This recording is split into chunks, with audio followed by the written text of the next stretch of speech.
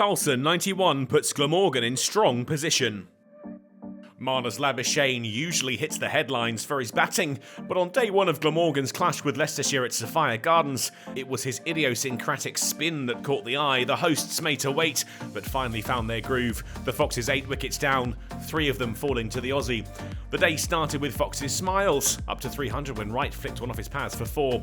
But Wright wouldn't do much more, caught by cook off the bowling of Hogan for 18. In came a man who's proved a tough nut to crack, Buren Hendricks, and once again he would carry his bat. The bulk of the scoring came from the other end, and Parkinson would eventually be the final man to go. Who else but Marnus Labuschagne, the throw spot on. The second time at least. Leicestershire all out for 320. Despite Labuschagne's heroics in the field and 3 wickets, Leicestershire had put on a decent total, built on the back of Patel's 82 and Azad's 64 at the top of the order. And Labuschagne would be called upon sooner than he might have hoped. Captain David Lloyd out in the first over, swindles with a quite wonderful catch diving low to his right. He struck up an effective partnership in response to the early wicket, taking Glamorgan past 50 with a boundary off Ben Mike, and then another, this one through the offside to take the partnership to the same mark. But before the break, Mike surprised him with a bit of extra bounce, and the Aussie holed out to steal in the deep.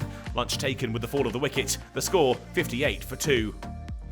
North East joined Salter in the middle, but he'd lose his partner soon after the break. The opener out for 26, the catch more straightforward for Swindles this time. Carlson forged a partnership with the former Hampshire man and took Glamorgan past 100 with a 4 off the bowling of Ben Mike. Their 50 partnership was reached in some style, Carlson's bat in full flow, as Hendricks disappeared to the ropes. They ploughed on, the dismal start dealt with 150 on the board with another boundary from Carlson, albeit not quite how he intended. And Carlson was soon up to 50, another edge evaded the catchers, up to the mark of 69 balls, the 4th wicket worth 100 in the process. North East followed him, his 50 also took 69 balls to reach, and it was sealed when he crunched Mike through point to the boundary. There was plenty more for the hosts to enjoy before tea, the score beyond 200 with another attractive Carlson stroke, and North East then whipped one through the leg side to take the value of their partnership to 150. They were still together at tea, the score 220 for 3, and Glamorgan were now just an even 100 in arrears. Carlson forged on after the break and found himself in the 90s, but he wouldn't be able to convert that to 3 figures. Out LBW to Wright for 91.